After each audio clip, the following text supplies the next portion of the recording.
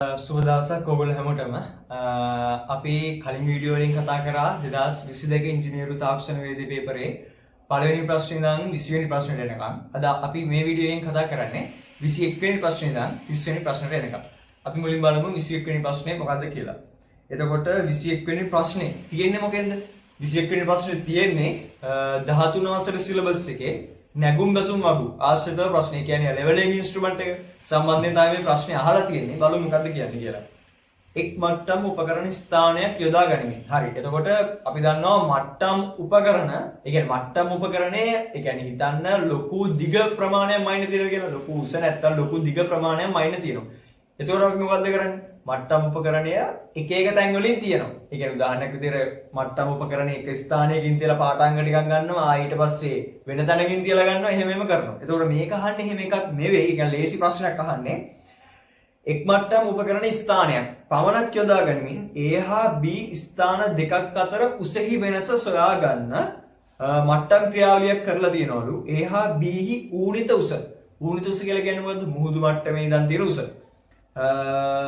දීලා තියෙනවා B හි මට්ටම් මැටි පාඨාංකය දීලා තියෙනවා අපිට. A හි මට්ටම් මැටි පාඨාංකය තමයි අහන්නේ. ඒ කියන්නේ ස්ථාන දෙකක් මේගොල්ල ස්ථාන දෙකක ස්ථාන දෙකක් ඌනිත උස තමයි මේගොල්ලෝ හොයලා තියෙන්නේ. එතකොට මේකේ අපෙන් අහන්නේ හරිය නිකන් අර අපිට රිවර්ස් ගියර් එකට දාලා වගේ තමයි ප්‍රශ්නේ අහන්නේ. කියන්නේ අපි වෙනදට කරන්නේ කොහොමද?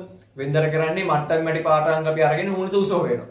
දැන් මේකේ අපිට තියෙන්නේ ඌනිත උස මේගොල්ලෝ දීලා තියෙනවා. අපිට හොයන්න තියෙන්නේ මට්ටම් මැටි පාඨාංකය. අර ඉස්සරහට කරන එක නෙවෙයි පිටිපස්සට කරන එක තමයි දැන් අපිට මේකේ කරන්න වෙලා තියෙන්නේ. හරි. එතකොට මේ ප්‍රශ්නේ අපිට හදන්න පුළුවන් විදි දෙකකට. කියන්නේ නෝමල් හිතින් හදන්නත් පුළුවන්. ලේසි. අවුලක් නැහැ. මොකද මේකේ දෙකක් විතරක් දත්ත දෙකක් විතරක් තියෙන හින්දා නැත්තම් අපිට නැගුම් බැසුම් වගුව පාවිච්චි කරලා උනත් මේක හදන්න පුළුවන්. මම දෙවිදිහටම හදන්න. එතකොට නැගුම් බැසුම් වගුව පාවිච්චි කරලා හදනවා නම් බලමු කොහොමද හදන්නේ කියලා. එතකොට ඒක අපි දන්නවා මුල්ම පාඨාංකය අපි දන්නවා පසු දැක්ම, ඊට පස්සේ අතරමැදි දැක්මවල තියෙනවා, ඊට පස්සේ පෙර දැක්මවල තියෙනවා, නැග්ම, රයිස්, ෆෝල්, ඊට පස්සේ රෙඩියුස් ලෙවල්. හරි. මෙන්න මේ තීරු ටික තියෙනවා. ඒක ඔයගොල්ලෝ දන්නවා ඇති. ඒ කියන්නේ මේක නැගුම් බැසුම් වගුව පාවිච්චියෙන් හදනවා නම්, භාවිතා කරලා හදනවා නම් ඒක කොහොමද දත්ත ටික පුරවන්නේ කියලා දැනගෙන ඉන්න ඕනේ. හරි. එතකොට මට කියන්නකෝ නැගුම් බැසුම් වගුවකද අපි මුලින්ම ගන්න පාඨාංකයට මොකද්ද කියන්නේ? පෙර දැක්මද පසු දැක්මද? එතකොට ඔන්න ඔය දෙක ගොඩක් වෙලාවට පැටලෙනවා. ඒක මෙහෙම මතක තියාගන්න අපි මුලින්ම බලන්නේ පස්ස කියලා. පස්ස තමයි මුලින්ම බලන්නේ. ඒ කියන්නේ පසු දැක්ම තමයි මුලින්ම බලන්නේ. ඒ කියන්නේ අපි මුලින්ම ලබා ගන්න පාඨාංකයට කියන්නේ පසු දැක්ම, අතරමැද්ද ගන්න පාඨාංක වලට කියන්නේ අතරමැදි පාඨාංක, අන්තිමට ගන්න එකට කියන්නේ පෙර දැක්ම. මුලින්ම බලන්නේ පස්සේ. මම හිතනවා මතක වෙන්නේ නැති වෙයි කියලා. හරි. එතකොට පසු දැක්ම තමයි මුලින්ම ගන්නෙ. අතරමැදි දැක්ම ඊට පස්සේ අන්තිමට පෙර දැක්ම. එතකොට මේක කොහොමද මේක පුරවන්නේ? මම නිකන් මුලින්ම උදාහරණයක් වගේ නිකන් කරන්නකෝ. එතකොට අපි හිතන්න මුලින්ම අතරමැදි දැක්ම නැහැ කියලා හිතුවොත් පසු දැක්ම හිතන්න 5යි. පෙර දැක්ම 3යි. ඒ කියන්නේ හිතන්න මෙහෙමයි. අපි ගන්න පාඨාංක මේ විදිහට තමයි දාගන්නේ. ඒ කියන්නේ මේකට වගුවට දත්ත පුරවන විදිහ තමයි මම දැන් මේ නිකන් ඔයගලන්ට සරලව කියන්නේ. පසු දැක්ම කියන්නේ මුලින්ම ලබා ගන්න පාඨාංකේ මේ තීරුව ගන්නවා. ඊට පස්සේ ලබා ගන්න පාඨාංක මොනවා හරි තියෙනවනම් අතරමැදි පාඨාංක තීරුව දා ගන්නවා. අන්තිමට ලබා ගන්න පාඨාංකය තමයි මෙන්න මේ පෙර දැක්ම තීරුවේ. FS තීරුවේ අපි සටහන් කරගන්නේ. එතකොට අපි හිතන මෙතන පාඨාංක කියන්නේ මට්ටම් ස්ථාන දෙකක් ඇසුරෙන් මේක හදන්නේ කියලා. ඒ කියන්නේ මෙන්න මේ වගේ ගානක්මයි කියලා හිතන්නකෝ. එතකොට මේ වගේ එකක් නම් හදන්නේ අපි මෙන්න මේ රයිස් ෆෝල් කියලා තීරුව ඊට පස්සේ පුරව ගන්න ඕනේ. කොහොමද මේක පුරවන්නේ? මෙන්න මේ කලින් පාඨාංකෙන් අපි මෙන්න මේ පාඨාංකය අඩු කරනවා. ඒ කියන්නේ 5න් 3ක් අඩු කරනවා. 5න් 3ක් අඩු කරාට පස්සේ කීයද? උත්තරේ 2යි. ඍණ 2ද ධන 2ද? ධන 2යි. එහෙනම් අපි මේක දානවා රයිස් කියන තීරුවේ 2යි. එතකොට හිතන්නකෝ මේකට ඍණ උත්තරයක් ආවා කියලා. හිතන්න මෙතන බිඳුව තියෙනවා, මෙතන 3 තියෙනවා. එතකොට මොකක්ද උත්තරේ? බිඳුවෙන් 3ක් අඩු කරාට පස්සේ ඍණ 3යි. එතකොට ඍණ 3ක් ආවොත් අපි ඒක දානවා මෙන්න මේ ෆෝල් කියන තීරුව. ඒ විදිහට තමයි කරන්නේ. එතකොට අපි දන්නවා මේකේ මට්ටම් ක්‍රියාවලිය කරනකොට අපි දන්නා ස්ථානයකින් ගාය පටන් ගන්න. ඒ කියන්නේ ඌනිත උස අපිට පළවෙනි එකේම දෙන්න ඕනේ. එහෙම තමයි අපි මට්ටම් උපකරණයකින් මොකක් හරි ඌනිත උස සොයා ගන්න අනිත් ස්ථානවල ඌනිත උස සොයනවා නම් හොයා ගන්නවා නම් එහෙම තමයි අපි කරන්නේ. එතකොට හිතන්න මෙන්න මේතන. ඒ කියන්නේ මම ගන්නම්කෝ මෙතන A කියලා. A කියන ස්ථානේ. මෙතන B කියන ස්ථානේ. නිකන් සරලව දැම්මේ. එතකොට මේ ස්ථානයේ ඌනිත උස 100යි කියලා අපි සැලකුවොත්, ඒ කියන්නේ A කියන ස්ථානය අපි දන්නවා ඌනිත උස. මට A ඇසුරෙන් B ගේ ඌනිත උස සොයා ගන්න ඕනේ. කියන්නේ අපි දන්න එකක් ඇසුරෙන් වෙන තැනක, අපි දන්න තැනක උසක් ඇසුරෙන් වෙන තැනක උසක් හොයාගන්න තමයි මේකෙදි කරන්න තියෙන්නේ. එතකොට අපි A කියන ස්ථානයේ ඌනිත උස මේක දන්නවා නම් B කියන ස්ථානයේ ඌනිත උස කොහොමද හොයන්නේ? 100න් රයිස් නේ. එතකොට 100න් දැන් මේකේ තියෙන්නේ රයිස් තීරුව. ඒ කියන්නේ 100ට එකතු කරනවා 2ක් 102යි. හිතන්නකෝ මෙතන ෆෝල් තීරුව තිබ්බා කියලා. හිතන්න මෙතන 3ක් තිබ්බා කියලා. ඒ කියන්නේ මේක මේකෙන් අඩු කරාට පස්සේ ඍණ 3යි එන්නේ. ඍණ උත්තරයක් ආවොත් අපි දානවා බැස්ම තීරුවේ 3යි. එතකොට අපිට මෙතෙන් දාන්නේ 100න් අඩු කරනවා 3 97යි. එතකොට මම දැන් මේක කරේ නිකන් අර සරලව කොහොමද මේක වෙන්නේ කියලා. ඒ කියන්නේ නැගුම් බැසුම් වගුවට දත්ත දාන්නේ කොහොමද? ඒ දත්ත දාලා කොහොමද අපි ඌනිත උස හොයාගන්නේ කියන එක තේරුම් කරන්න තමයි මම දැන් මේක කරන්නේ. අපි දැන් ගමු ගාන. එතකොට ගානේ කොහොමද කියන්නේ? ගානේ කියන්නේ AB කියලා ස්ථාන දෙකක් තියෙනවා. AB කියලා ස්ථාන දෙකක් තියෙනවලු. එතකොට මෙන්න මේ A කියන ස්ථානයේ ඌනිත උස අපිට දීලා තියෙනවා 100යි. B කියන ස්ථානයේ ඌනිත උසක් දීලා තියෙනවා 99.5යි. එතකොට අපිට කියන්නේ මේගොල්ලෝ B මට්ටම් මැටි පාඨාංකයත් අපිට දීලා තියෙනවා. එතකොට අපි හිතමු මේකේ මුලින්ම බලන එක මොකද්ද? A. ඊට පස්සේ බලන එක B කියලා හිතුවොත් A කියලා කියන්නේ පස්ස. ඒ කියන්නේ පසු දැක්ම. B කියලා කියන්නේ පෙර දැක්ම. ඒ කියන්නේ අන්තිමට බලන එක. එතකොට මේක අපිට දීලා තියෙනවා B. ඒ කියන්නේ පෙර දැක්මගේ 1.5යි. හරි. ඔය ටික තමයි මේගොල්ලෝ අපිට දීලා තියෙන්නේ. මෙතනින් අපිට හොයාගන්න ඕනේ මෙන්න මේ A වලට එන අගේ. මම කිව්වේ රිවර්ස් එකක්. දැන් අපි කලින් කරේ මේ පාඨාංක ටික දන්නවා. ඒකෙන් අපි ඌනිත උස හොයාගන්නවා. දැන් වෙලා තියෙන්නේ ඌනිත උස අපිට දීලා තියෙනවා. ඒකෙන් අපිට පළවෙනි එකට යන්න ඕනේ. ඒ කියන්නේ මුල්ම තැනට යන්න ඕනේ. එතකොට ඒක කරන්නේ කොහොමද කියලා තමයි දැන් මේ ප්‍රශ්نين අහන්නේ. එතකොට අපි දන්නවා දැන් B කියන ස්ථානයේ මෙතන ඌනිත උස මොකද්ද වෙලා තියෙන්නේ? 0.5ක් අඩු වෙලා නේද? 0.5ක් අඩු වෙලා නම් මෙන්න මේ 0.5 එන්න ඕනේ නැග්ම තීරුවටද බැස්ම තීරුවටද? මං කිව්වේ ඒ කියන්නේ මෙන්න මේ නැග්ම බැස්ම තීරුවට එන අගෙන් තමයි කියන්නේ මෙතනින් අඩු වෙලා ඒ කියන්නේ මේකෙන් මේක අඩු වෙලා එන උත්තරේ අනුව තමයි මෙන්න මේ ඌනිත උස වෙනස් වෙන්නේ. එතකොට මෙතන මේකට වඩා මේකේ 0.5ක් අඩු වෙලානේ. 0.5ක් අඩු වෙලා නම් මේක තිබිලා තියෙන්නේ මොකේද? මෙන්න මේ බැස්ම කියන තීරුවේ 0.5ක් අඩු වෙලා. ඔන්නෝම තමයි තිබිලා තියෙන්නේ. ඒ කියන්නේ අපිට ගන්න පුළුවන් මේකෙන් මේක අඩු කරාට පස්සේ එන උත්තරේ 0.5යි. හිතන්න x මං ගන්නකො මෙතන එන උත්තරේ නිකන් x කියලා. ඒ කියන්නේ x වලින් 1.5ක් අඩු කරාට පස්සේ එන උත්තරේ ඍණ 0.5යි. ඍණ 0.5යි. දැන් ඉතින් සුළු කරන්න තියෙන්නේ. මේක මම මේ පැත්තට දාගන්නම්. x සමානයි 1.5න් අඩු කරනවා 0.5. ඒ කියන්නේ x වලගේ 1යි. ඒ කියන්නේ මෙන්න මෙතෙන්ට 1 එන්න ඕනේ. බලමුකෝ දැන් අපි අනිත් පැත්තට හදලා ඒක හරිද කියලා. 1න් 1.5ක් අඩු කරාට පස්සේ ඍණ 0.5යි. ඒක අපි දානවා ඍණ හින්දා බැස්ම තීරුවේ ඌනිත උස දන්නවා 100යි. 100න් 0.5ක් අඩු කරනවා 99.5යි. ඒ කියන්නේ අපි හදලා තියෙනවා හරි. ඒ කියන්නේ මේක තියෙන ලේසිකම තමයි අපිට උත්තරේ හදලා අනිත් පැත්තට බලා ගන්න පුළුවන් අපිට උත්තරේ හැදුවා හරිද කියලා. ඒ කියන්නේ අපිට අර අපි දන්නවා MCQ එකකට එන්නේ 0.7ක් වගේ ගාණක් නේ. එක MCQ එකකට ඊටෙක් පේපරේ. මොකද ප්‍රැක්ටිකල් උත් තියෙන හින්දා. එතකොට 0.7න් 100න් 0.7ක් එහෙමම ගත්තා කියලා අපිට එහෙමම කන්ෆර්ම් කරගෙනම ඊටු ප්‍රශ්න වලට යන්න පුළුවන්. හරි. එතකොට මම දැන් මේ කරේ නැගුම් බැසුම් වගුව භාවිතයෙන් කොහොමද මේ ප්‍රශ්නේ හදන්නේ කියලා. දැන් අපි බලමු නිකන් හිතලා කොහොමද හදන්නේ කියලා. හරි. හිතලා හදනවා නම් දැන් මේකෙල්ලෝ අපිට කියන්නේ මොකද්ද? එතකොට මේකේ ඌනිත උස කියලා කියන්නේ මොකද්ද? මුහුදු මට්ටමේ ඉඳන් උස. ඒ කියන්නේ මොකක් හරි ස්ථාන දෙකක් තියෙනවා. ඒ ස්ථාන දෙකේ උස තමයි අපිට දැන් මේක දීලා තියෙන්නේ. හිතන්නකෝ දැන් මේක මෙහෙම තියෙනවා කියලා. එතකොට පළවෙනි එකේ ඌනිත උස, ඒ කියන්නේ මුහුදු මට්ටමේ ඉඳන් තියෙන උස මීටර් 100යි. ඒ කියන්නේ හිතන්නකෝ මෙතන මුහුදු මට්ටම කියලා. මෙතන ඉඳන් මීටර් 100ක් උසින් තමයි මෙන්න මේ A කියන තැන තියෙන්නේ. එතකොට B කියන තැන කොහොමද තියෙන්නේ? 99.5 උසින්. ඒ කියන්නේ මේකට වඩා පහළ. 0.5ක් පහළින්. මෙතන තියෙන්නේ 99.5යි. 99.5යි. B. ඒ කියන්නේ අර අච්චරම මේව කර කර ඉන්න ඕනේ නැහැ. ටක් ගාලා උත්තරේ ගන්නනේ ඕනේ. ඒ කියන්නේ MCQ එකක් නම් අනිත් එක්කෙනාගෙන් බලලා ගැහුවා අවුලක් නැහැ ෂේප්. ඒ කියන්නේ කොහොම හරි ටක් ගාලා උත්තරේ ගන්න තමයි අපිට ඕනේ. අර වෙලාවත් එක්කනේ අපි දැන් මෙතන මේ කලබල වෙන්න ඕනේ. කලබල නෙවෙයි. ඒ කියන්නේ වෙලාවත් එක්ක ගහන ගේමක් නේ MCQ පේපරේ ගොඩක්ම. එතකොට මෙන්න මේ වෙලාවට හදාගන්න අර අපි ගන්න මුලින්ම තියරි ඇඳලා වගු ගහලා එච්චර නටන්න ඕනේ නැහැ. එච්චර ආතල් දෙන්න ඕනේ නැහැ. දැක්ක ගමන් අපිට උත්තරේ ගන්න පුළුවන් නම් ඒක තමයි උත්තරේ. අවුලක් නැහැ. හරි එතකොට අපි ගොඩක්ම ලේසි ක්‍රම ප්‍රැක්ටිස් කරන්න ඕනේ හොයා ගන්න ඕනේ මොකක් හරි ගාණක් හදන්න. එතකොට මොකද අපිට ඒකෙන් කාලේ ගොඩක් ඉතුරු කරගන්න පුළුවන්. එතකොට මේක තමයි අපිට දීලා තියෙන්නේ. එතකොට මේක ඒ කියන්නේ මෙන්න මේක ඔන්න ඔය වගේ තියෙන මේක පොළවක්. ඒ කියන්නේ බෑවුමක් වගේ තියෙන පොළවක්. දැක්ක ගමන් අපිට හිතා ගන්න පුළුවන්. එතකොට A කියන ස්ථානයේ තියෙනවලු B කියන ස්ථානයේ තියෙනවලු හිතන්නකෝ මෙතන තිබ්බයි කියලා අපේ උපකරණේ. එතකොට උපකරණය මෙහිම තමයි යන්නේ. එතකොට මේකේ B කියන මට්ටමේ වැඩි පාඨාංකය අපි දන්නවා 1.5යි. 1.5යි. එතකොට මෙන්න මේකේ මට්ටමේ වැඩි පාඨාංකය හොයන්න තියෙනවා. බැලුවටම තේරෙනවා මෙතන 1.5යි. 0.5. ඒ කියන්නේ මෙන්න මෙතන වෙනස. මෙන්න මෙතන වෙනස 0.5යි. 0.5යි. ඒ කියන්නේ මෙතන කීයද? 1යි. බැලුවටම තේරෙනවා.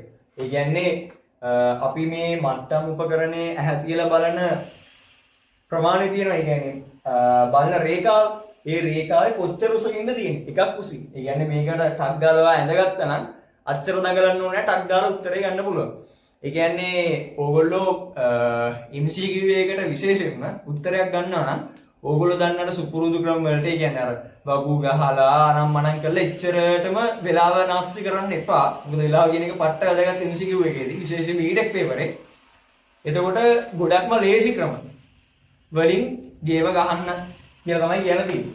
හරි. එතකොට 21 වෙනි ප්‍රශ්නෙට අපිට උත්තරේ ගන්න පුළුවන් දෙවෙනි උත්තරේ 1.0යි. 21 වෙනි ප්‍රශ්නෙට ඒ කියන්නේ උත්තරේ 2. 22. මේකත් සිවිල් වල බිම් ඇනුම. බිම් ඇනුම කියන පාඩමෙන් තමයි මේක අපිට අර ප්‍රශ්නේ අරන් තියෙන්නේ. බලමු මොකක්ද අහන්නේ කියලා. ඩම්බෙල් මැනුම පිළිබඳ පහත ප්‍රකාශ සලකා බලන්න. ඩම්බෙල් මැනුම. ඩම්බෙල් මැනුම අපි සාමාන්‍යයෙන් මොන වගේ දේවල් වලටද පාවිච්චි කරන්නේ? මොකද්ද පාවිච්චි කරන මූලධර්මය? කොයි වගේ මොනවා පාවිච්චි කරලාද මැනුම ලබා ගන්නේ? සාමාන්‍යයෙන් ඩම්බෙල් මැනුම කියන එක අපි ගොඩාක්ම පාවිච්චි කරන්නේ කුඩා පරිමාණය. කුඩා ප්‍රමාණයේ බිමක් මැනගන්න තමයි. කියන්නේ මේක ඉස්සර කාලේ පාවිච්චි කරපු ක්‍රමයක්. දම්වැලක් පාවිච්චි කරලා තමයි මේක කරලා තියෙන්නේ.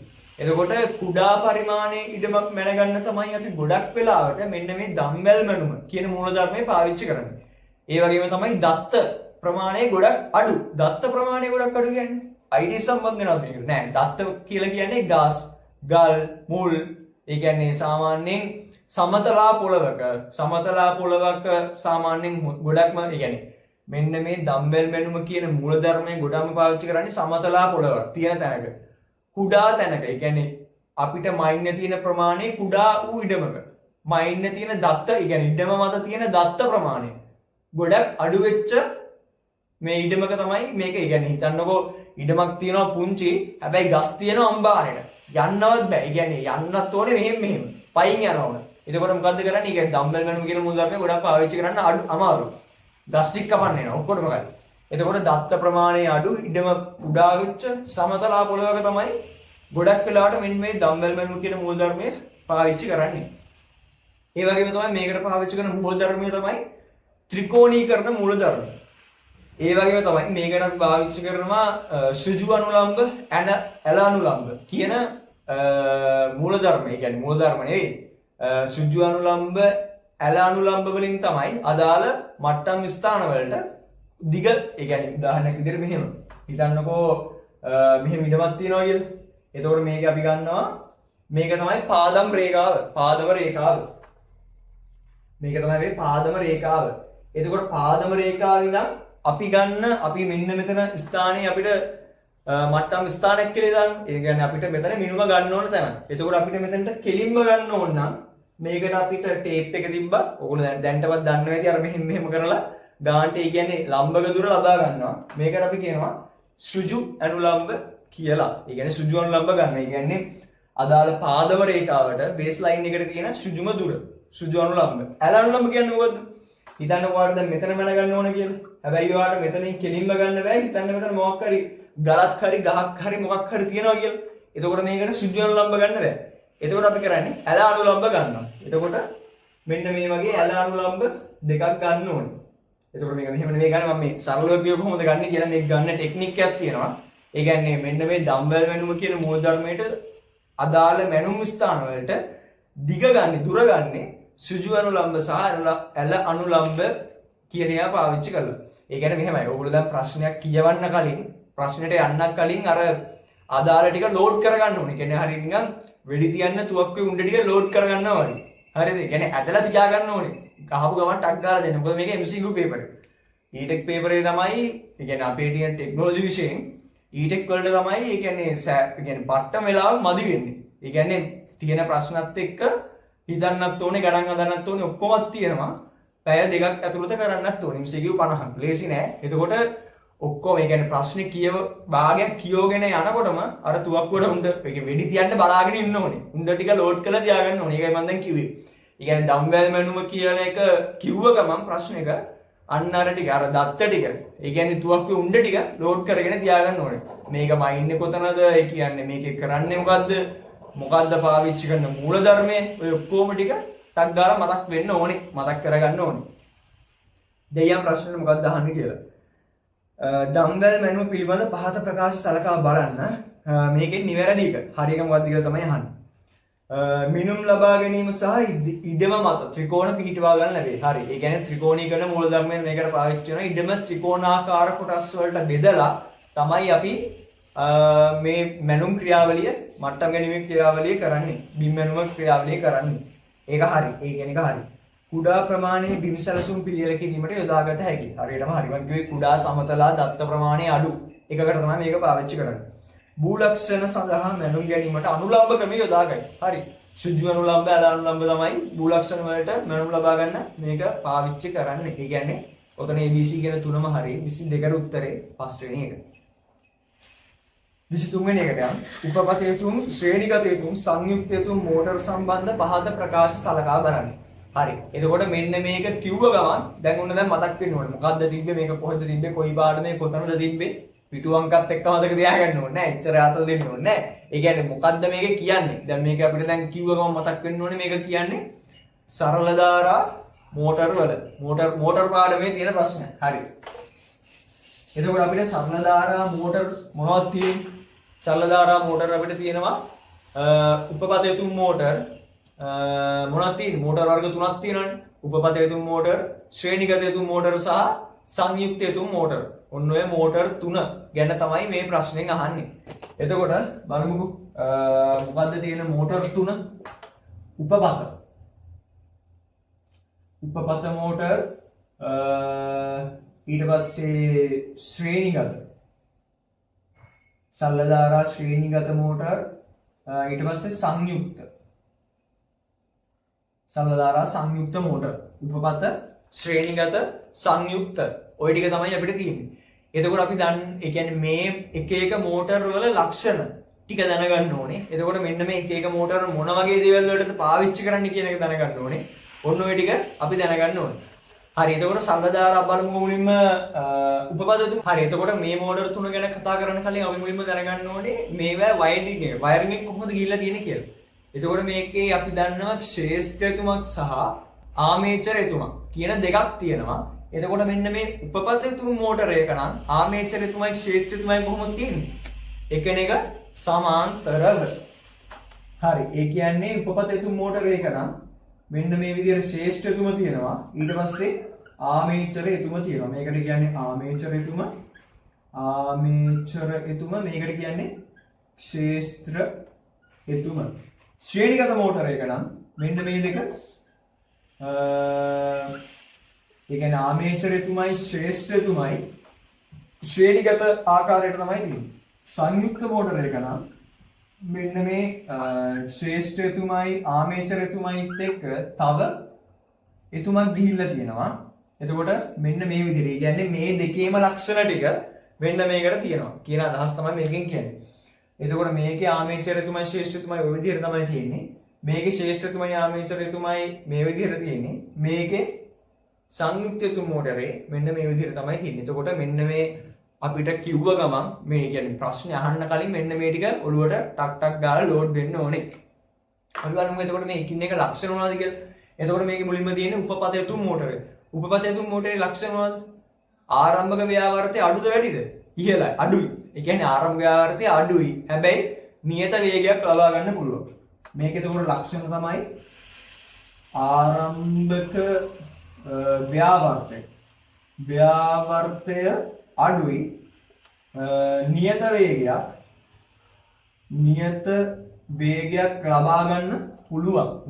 ලබා ගන්න පුළුවන්. එතකොට ශ්‍රේණික දතු මෝටර එකේ තියෙන ලක්ෂණය මොකද්ද? නියත වේගයක් ලබා ගන්න බෑ. හැබැයි ඉහළ ආරම්භක ව්‍යාවර්තයක් තියෙනවා. මේක එතකොට ලක්ෂණ තමයි ආරම්භක ටෝක් එක ඉහළයි. ඊට පස්සේ නියත වේගයක් ලබා ගන්න පුළුවන්. එතකොට මෙන්න මේ සංයුක්ත යතුම් මෝටර වල තියෙන ලක්ෂණ තමයි ඉහළ ව්‍යාවර්තයුත් තියෙනවා. ඒ වගේම තමයි නියත වේගයක් ලබා ගන්නත් පුළුවන්. ඒ කියන්නේ මෙන්න මේ දෙකම තෘප්ත වෙනවා. ඒ කියන්නේ දෙකම තෘප්ත වෙනවානේ. ඉහළ ව්‍යාවර්තය ලබා ගන්නත් පුළුවන්, නියත වේගයක් ලබා ගන්නත් පුළුවන්. එතකොට මෙන්න මේ ක්වොලිටිස් ටික මේකට තියෙන හින්දා මේක මොන වගේ තැන් වලටද පාවිච්චි කරන්න පුළුවන්. උපපත යතුම් මෝටරයක්. ඒ කියන්නේ දැන් බලන්න මේ ඉහළ ආරම්භක ව්‍යාවර්තය අඩුයි. හැබැයි නියත වේගයක් ලබා ගන්න පුළුවන්. ඒ කියන්නේ මේක අපිට පාවිච්චි කරන්න පුළුවන් ඇඹරුම් යන්ත්‍ර, සිසිලන පංකා වගේ දේවල් වලට පාවිච්චි කරන්න පුළුවන්. ඇඹරුම් යන්ත්‍ර ඊට පස්සේ සිසිලන පංකා. එතකොට මේක ශ්‍රේණිගතයේ තියෙන්නේ ආරම්භක ටෝක් එක. ව්‍යාවර්තය වැඩි, නියත වේගයක් ලබා ගන්න පුළුවන්. එතකොට මේක නියත වේගයක් ලබා ගන්න බෑ මේකේ. නියත වේගයක් ලබා ගන්න බෑ. මේකේ නියත වේගයක් ලබා ගන්න පුළුවන්, මේකේ නියත වේගයක් ලබා ගන්න බෑ. එතකොට මෙන්න මේ ශ්‍රේණිගත යතුම් මෝටරයක ඉහළ ව්‍යාවර්තයක් ලබා ගන්නත් පුළුවන්, නියත වේගයක් ලබා ගන්නත් බෑ. එතකොට මේකේ අපි මොන වගේ තැන් වලට පාවිච්චි කරන්නේ? මේක අපිට පාවිච්චි කරන්න පුළුවන් දුම්රිය එන්ජින් වගේ දේවල් වලට සහ ස්ටාර්ටර් මෝටර් වාහනවල අන්න ඒ වගේ දේවල් වලට. ඒ කියන්නේ වාහනවල ආරම්භක මෝටරේ. එතකොට මේක පාවිච්චි කරන්න පුළුවන්. මේක පාවිච්චි කරන්න පුළුවන් දුම්රිය එන්ජින් වල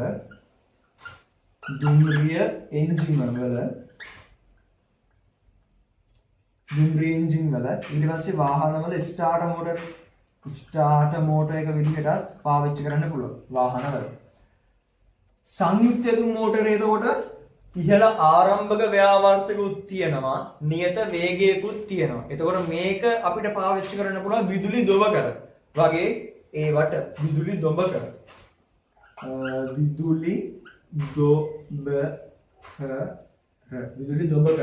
වලට මෙන්න මේ සංයුක්ත යතුම් මෝටරය පාවිච්චි කරන්න පුළුවන්. ඒතකොට ඔන්න ඔය කිව්ව ටික. ඊට පස්සේ තව මේකේ දන්න ඕගොල්ලෝ ආමේචර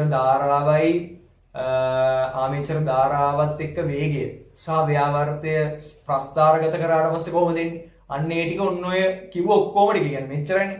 ඒ කියන්නේ සරල ධාරා මෝටර් කිව්වට පස්සේ ඔය ටික ඔය තුන තමයි තියෙන්නේ අපේ සිලබස් එකේ. එතකොට මෙන්න මේ ටික ටට්ටක් ගාලා ලෝඩ් වෙන්න ඕනේ. මේ ටිකත් එක්ක තව දෙකක් තියෙනවා මොනවද? අර ප්‍රස්ථාර දෙකක් තියෙන්නේ. ආමේචර ධාරාව ඉදිරියේ මේ වේගයේ ප්‍රස්ථාරගත කිරීමයි, ආමේචර ධාරාව ඉදිරියේ ව්‍යාවර්තය ප්‍රස්ථාරගත කිරීමයි. අන්න ඔය ටික ටට්ටක් ගාලා ලෝඩ් වෙන්න ඕනේ. හරි. ඒ කියන්නේ අර දැන් වෙඩි තියන්න තමයි තියෙන්නේ. උණ්ඩ ටික දැන් අපේ ලෝඩ් වෙලා තියෙනවලු. අපි බලමු දැන් මොකක්ද අහන්නේ කියලා. උපපත යතුම් මෝටරයක ආසන්න වශයෙන් නියත වේගයක් ඇත. බලමු හරිද කියලා. උපපත යතුම් මෝටරේ මේක ආසන්න වශයෙන් නියත වේගයක් ඇත. හරි. නියත වේගයක් තියෙනවා. ශ්‍රේණිගත යතුම් මෝටරයක ආසන්න වශයෙන් නියත ව්‍යාවර්තයක් ඇත. ශ්‍රේණිගත යතුම් මෝටරයක ව්‍යාවර්තය නියත නෙවෙයි, ඉහළ ව්‍යාවර්තයක් තියෙනවා. නියත ව්‍යාවර්තයක් කියන එක වැරදි. ඒ කියන්නේ B කියන උත්තරේ වැරදි. C සංයුක්ත පත යතුම් මෝටරයක ආසන්න වශයෙන් නියත වේගයක් හා නියත ව්‍යාවර්තයක්. නියත වේගයක් තියෙනවා හරි. හැබැයි නියත ව්‍යාවර්තයක් නෙවෙයි, ඉහළ ව්‍යාවර්තයක් තමයි තියෙන්නේ. ඒ කියන්නේ ඒකත් වැරදි. ඒ කියන්නේ ඔකට 23ට අපිට උත්තරය ගන්න පුළුවන් පළවෙනි එක. ඒ පමණයි. හරි. අපි ඊට පස්සේ ප්‍රශ්නට යමු. 24 වෙනි ප්‍රශ්නේ දාරිද්ර්‍යකයක ධාරණාව පිළිබඳ පහත ප්‍රකාශ සලකා බලන්න. එතකොට දාරිද්ර්‍යකයක ධාරණාව කියලා කියන්නේ මොකද්ද? දාරිද්ර්‍යකයක දෙකලවර විභවාන්තරය වෝල්ට් එකකින් ඉහළ නංවන්න කොච්චර ආරෝපණ ප්‍රමාණයක් දෙන්න ඕනේද කියන එක තමයි ධාරිත්‍රකයක ධාරණාව. නැත්නම් ධාරිතාව කියලාත් අපි කියනවා. ධාරිතාව කියලා කියන්නේ ධාරණාව කියලා කියන්නේ. එතකොට මෙන්න මේ ධාරිත්‍රකයක් කිව්ව ගමන් මතක් වෙන්න ඕනේ මොකද්ද ධාරිත්‍රකයක් කියන්නේ? ධාරණාව කියලා කියන්නේ මොකද්ද? එතකොට මේක කොහොමද හැදිලා තියෙන්නේ? අපි දන්නවා ධාරිත්‍රක වර්ග තියෙනවා දෙකක්. මොනවද? ධාරිත්‍රක වර්ග දෙකක් තියෙනවා. ද්‍රවීය ධාරිත්‍රක සහ නිර්ද්‍රවීය ධාරිත්‍රක. ඒ කියන්නේ ධන ඍණ ભેදයක් තියෙන ඒවාට තමයි මෙන්න මේ ද්‍රවීය ධාරිත්‍රක කියලා කියන්නේ. නිර්ද්‍රවීය ධාරිත්‍රක වලට ධන ඍණ ભેදයක් නැහැ. කියන්නේ මේක ඕන පැත්තකට ගහන්න බෑ. හරි පැත්තට ගහුවොත් විතරයි වදින්නේ. මේක ඕන පැත්තකට ගහතේ කිසි අවුලක් නැහැ. ඕන පැත්තකට වදිනවා. අන්න ඒ වගේ සිද්ධියක්. එතකොට මෙන්න මේ ද්‍රවීය ධාරිත්‍රක කොහොමද හදලා තියෙන්නේ? මෙන්න මේ ධන කියන පැත්තේ තියෙනවා ලෝහ තහඩුවක්. ඍණ කියන පැත්තේ තියෙනවා රසායනික ද්‍රව්‍යයකින් පෙඟ වූ කඩදාසියක්. මේකේ නම් මෙන්න මේ දෙකම හදලා තියෙන්නේ ලෝහ තහඩුවකින්. ලෝහ තහඩුව දෙකක් දාලා එකට රෝල් කරලා ඒවා දන්නවද කොහොමද හදලා තියෙන්නේ කියලා. එතකොට මෙන්න මේ ද්‍රවීය ධාරිත්‍රකයි නිර්ද්‍රවීය ධාරිත්‍රකයි කියලා ධාරිත්‍රක වර්ග දෙකක් තියෙනවා. ධන ඍණ ભેදයක් තියෙන ඒවට කියන්නේ ද්‍රවීය ධාරිත්‍රක. නිර්ද්‍රවීය ධාරිත්‍රක කියන්නේ ධන ඍණ ભેදයක් නැති ඒවට. හරි. එතකොට ධාරිත්‍රකයක ධාරණාව කියලා කියන්නේ මොකද්ද? දෙකලවර විභවාන්තරයේ වෝල්ට් එකකින් ඉහළ නංවන්න කොච්චර ආරෝපණ ප්‍රමාණයක් දෙන්න ඕනේද? එතකොට අපි දන්නවා මේක තියෙනවනේ සූත්‍රය. මොකද්ද? ධාරිත්‍රකයක ධාරණාව සමානයි පාරවේද්‍යතාවයේ වැඩි කිරීම හරස්කඩ වර්ගඵලයේ බෙදීම තහඩු දෙක අතර පරතරය. ඒ කියන්නේ පාරවේද්‍යතාවය කියන එක එකිනෙකට වෙනස් වෙනවා. මේක තහඩු අතර වල ක්‍රියාකාරී ශ්‍රේෂ්ඨ වර්ගඵලය. මේක තහඩු අතර පරතරය. ඒතර ඕකෙන් තමයි අපි ධාරිත්‍රකයක ධාරණාව කියන එක හොයාගන්නේ. බලමු මොකද්ද මේකේ දැන් අහන්න කියලා. තහඩු අතර පරතරයට අනුලෝමව සමානුපාතික වේ. තහඩු අතර පරතරයට අනුලෝමව නෙවෙයි කොහොමද ප්‍රතිලෝමව. ඇයි මේක වැඩි වෙන්න මේක මොකෝ වෙන්නේ අඩු වෙනවා. ඒ කියන්නේ මේක ප්‍රතිලෝම සම්බන්ධතාවයක් තමයි තියෙන්නේ. අනුලෝම සම්බන්ධතාවය තියෙන්නේ මොකද්ද? මෙන්න මේ එප්සයිලන් පාරවේද්‍යතාවයයි තහඩු වල ක්‍රියාකාරී වර්ගඵලයටයි ධාරණාව එක්ක අනුලෝම සම්බන්ධතාවයක් තියෙන්නේ. ඒ කියන්නේ මෙන්න මේ වගේ. ධාරණාවට මෙන්න මේ අනුලෝම සම්බන්ධතාවයක් තියෙනවා පාරවේද්‍යතාවයට. අනුලෝම සම්බන්ධතාවයක් තියෙනවා හරස්කඩ වර්ගඵලයට. ඊට පස්සේ ප්‍රතිලෝම සම්බන්ධතාවයක් තියෙනවා මෙන්න මේ තහඩු අතර පරතරයට. එතකොට මේකෙන් අහන්නේ B වල A වල A කියන එක වැරදි. B තහඩු වල ක්‍රියාකාරී වර්ගඵලයට අනුලෝමව සමානුපාතික වේ. තහඩු වල ක්‍රියාකාරී වර්ගඵලයට අනුලෝමව සමානුපාතික වෙනවා. ඒක හරි. ඊට පස්සේ තියෙනවා මාධ්‍යයේ පාරවේද්‍යතාවයට ප්‍රතිලෝමව නෙවෙයි ඒකත් අනුලෝමව. එතකොට ඔබට උත්තරේ මොකද්ද? 24ට 2 B පමණි.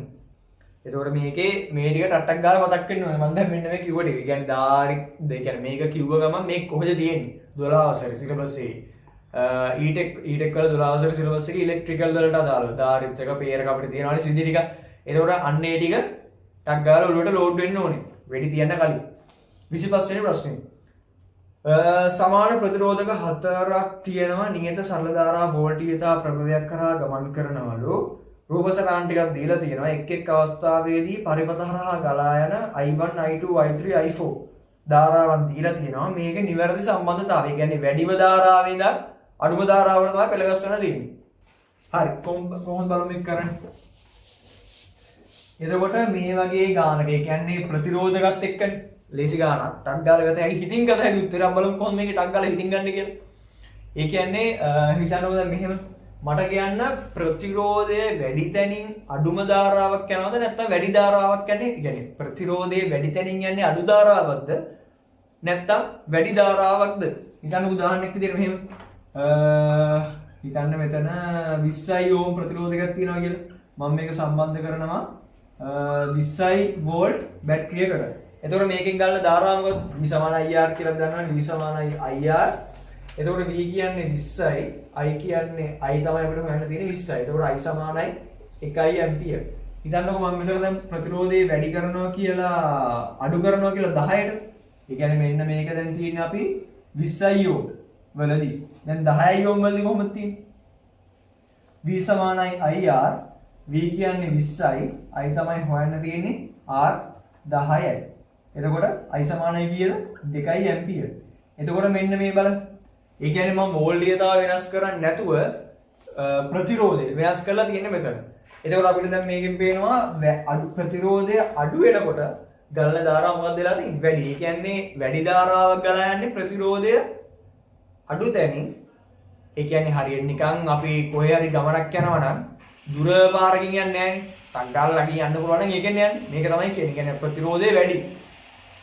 ප්‍රතිරෝධය වැඩි තැනකින් යන්නේ නැහැ. යන්න තියෙන මොකක් වුණත් අඩු තැනකින් ආවේ බොරුස් ගාලා ඉස්සලා යන්න බලන්නේ. හරි දැන් එතකොට මට කියන්න මේක දැක්කවන් ටක් ගාලා පේනවා. මොකද්ද ප්‍රතිරෝධය වැඩිවද? වැඩිම තැන තමයි ඔය පළවෙනි එක. ඒ කියන්නේ අර ඔය ප්‍රතිරෝධක හතරක් සමාන්තරගතව දාලා තියෙන්නේ. sorry ශ්‍රේණිගතව ප්‍රතිරෝධක හතරක් දාලා තියෙන්නේ. එතකොට ඒ අවස්ථාව තමයි පළවෙනි අවස්ථාව තමයි ප්‍රතිරෝධයේ වැඩිම තැන. එතකොට ප්‍රතිරෝධය අඩුම එකක් අපිට ටක් ගාලා කියත හැකියි. ප්‍රතිරෝධය අඩුම එක මොකද්ද? ඔන්න ඔය දෙවෙනි අවස්ථාව. ප්‍රතිරෝධක ටික පැරලල් දාලා තියෙන්නේ. ඒක සමාන්තරගතව ප්‍රතිරෝධක ටික සමාන්තරගතව දාලා තියෙන ටික එක තමයි දෙවෙනි අවස්ථාව. ඒ කියන්නේ ප්‍රතිරෝධක ටික එකිනෙක සමාන්තරගතව තියෙන අවස්ථාව. ප්‍රතිරෝධක ටික ශ්‍රේණිගතව තියෙන අවස්ථාව තමයි පළවෙනි අවස්ථාව. ඒකේ තමයි ප්‍රතිරෝධය වැඩිම. ඒ කියන්නේ ඒකේ තමයි අඩුම ධාරාවක් ගලා යන්නේ. එතකොට වැඩිම ධාරාවක් ගලා යන්නේ ප්‍රතිරෝධයේ අඩුම අවස්ථාවේදී. ඒ අඩුම අවස්ථාව තමයි ඔන්න ඔය දෙවෙනි අවස්ථාව. එතකොට මේක අපි පෙළ ගැහුවොත් මේකේ තියෙන I1 I2 I3 නේ. එතකොට මේකේ අපිට ගන්න පුළුවන් කෙලින්ම I1 තමයි අඩුම ධාරාවක් ගලා යන්නේ. මැද තව දෙකක් තියෙනවා. ඒක කොහොමද එන්නේ කියලා අපි බලමු. ඊට පස්සේ වැඩිම ධාරාවක් ගලා යන්නේ මේකේ තියෙන විදිහට අනුව නම් I2. ඔන්න අපි දැන් මේ දෙක මුලින්ම ගත්තා. අනිත් දෙක අනුව තමයි උත්තරේ වෙනස් වෙන්නේ. එතකොට මේකේ I1 මුලින්ම තියෙන උත්තර මොනවද? I1 ඔක්කොගේ මුලින් තියෙන්නේ. I2 අන්තිමට තියෙන්නේ තුන්වෙනි එකයි හතරවෙනි එකයි. ඒ කියන්නේ තුන්වෙනි එක හරි හතරවෙනි එකයි දෙකෙන් ගත්ත තමයි උත්තරේට එන්න ඕනේ. එතකොට අපි දන්නවා දැන් මේකේ I1 කියන්නේ එකේ තමයි ප්‍රතිරෝධය වැඩිම. ඒකින්ද ඒකේ තමයි අඩුම ධාරාවක් ගලා යන්නේ. I2 කියන එකේ තමයි ප්‍රතිරෝධය අඩුම සමග ප්‍රතිරෝධය අඩුම. ඒකින්ද ඒකෙන් තමයි වැඩිම ධාරාවක් ගලාගෙන යන්නේ. එතකොට ඔය හතරවෙනි එකයි තුන්වෙනි එකයි හතරවෙනි එකයි තුන්වෙනි එකයි හතරවෙනි එකයි අතරින් තමයි මෙන්න මේ දෙක පුරවන්න තියෙන්නේ. බලමු මේ දෙක කොහොමද තියෙන්නේ කියලා. ඒකේ තියෙනවා එකක් මෙන්න මේ විදිහට තුන්වෙනි එක තියෙනවා මෙන්න මේ විදිහට ප්‍රතිරෝධක හතර. අනිත් එකේ තියෙනවා මේක ලේසි ප්‍රශ්නයක් ටක් ගාලා අපිට උත්තරේ ගන්න පුළුවන් දැක්ක ගමන්. මෙන්න මේ විදිහට හරි. මේකේ දැන් අපි වැඩිම ප්‍රතිරෝධය තියෙන එක හොයාගත්තා නම් හරි. එතකොට දාන්න මේක බැලුමට ටක් ගාලා කියන්න පුළුවන්. දැන් මේක කොහොමද තියෙන්නේ? මේ දෙකට මේ ප්‍රතිරෝධක දෙකට සමාන්තරගතව මෙන්න මේ ප්‍රතිරෝධක දෙක දීලා තියෙනවා. කියන්නේ මෙන්න මේ ප්‍රතිරෝධක දෙකට ශ්‍රේණිගතව මෙන්න මේ ප්‍රතිරෝධක දෙක සමාන්තරගත විදිහට තියෙනවා. ඒ කියන්නේ හිතන්නකෝ දැන් අපි නිකන් දත්ත ටිකක් දාගමු. අංක 10යි 10යි 10යි 10යි. ඇයි මම මේ ටික එකම අගයන් ටික දාගත්තේ? මොකද මේගොල්ලෝ කෙලින්ම කියලා තියෙනවා මේකේ සමග ඒ කියන්නේ ප්‍රතිරෝධක සමාන වෙච්ච අගයන් ටිකක් තමයි තියෙන්නේ. එතකොට මේකේ සමග ප්‍රතිරෝධය ටක් ගලප් එක ගත හැකි 5යි. මේ දෙකේ 5යි 10යි 15යි මේකයි 25යි. මේකේ ප්‍රතිරෝධය ඕම් 25යි. මේකටත් අපි ඒ වගේ කරමු. මේක එතකොට 10යි 10යි 10යි බැලුවල්මට තේරෙනවා. මොකේද ප්‍රතිරෝධය කියන්නේ? ඔයගොල්ලෝ දැන් ඕන තරම් ප්‍රතිරෝධක ගලන් මීටර ගණන් හදලා තියෙන්නේ. සරලම ප්‍රශ්නයක් මේක. සැනික පරස් උත්තරේ ගන්න පුළුවන් චූටි වෙලාවක්වත් කියන්නේ. තප්පර 30කින් වගේ මේකට උත්තර ගන්න පුළුවන්. එච්චරක්වත් යන්නේ නැහැ සමහර ලාවට. එතකොට මට දැන් ඕනේ මේකේද ප්‍රතිරෝධය වැඩි මේකේද කියලා. බැලුවල්මට තේරෙනවා මේක තමයි කියලා. බලමුකෝ අපි දැන් මේකේ 10යි මේකේ 10යි මේකෙන් 10යි 10යි. එතකොට මේක අපිට ගන්න පුළුවන් 20යි එක ප්‍රතිරෝධකයක්. අනිත් එක 10යි අනිත් එකත් 10යි 20යි. එතකොට ඔන්න ඔය විදිහට තමයි ප්‍රතිරෝධක ටික තියෙන්නේ. එතකොට අපි දන්නවා මේක සමාන්තරගතව තියෙනවා නම් තියෙන අඩුම ප්‍රතිරෝධකයටත් වඩා අඩු උත්තරයක් තමයි සමග ප්‍රතිරෝධකයේ විදිහට එන්නේ. ඒ කියන්නේ බැලුවල්මට තේරෙනවා මේ. එතකොට මේකේ තමයි ප්‍රතිරෝධය වැඩි. ඒ කියන්නේ ඔන්න ඔය තුන්වෙනි අවස්ථාවේ තියෙන I3 කියන එකත් තමයි ඊට පස්සේ වැඩිම එකක් යන්නේ. ඒ කියන්නේ I3 කියන එක තමයි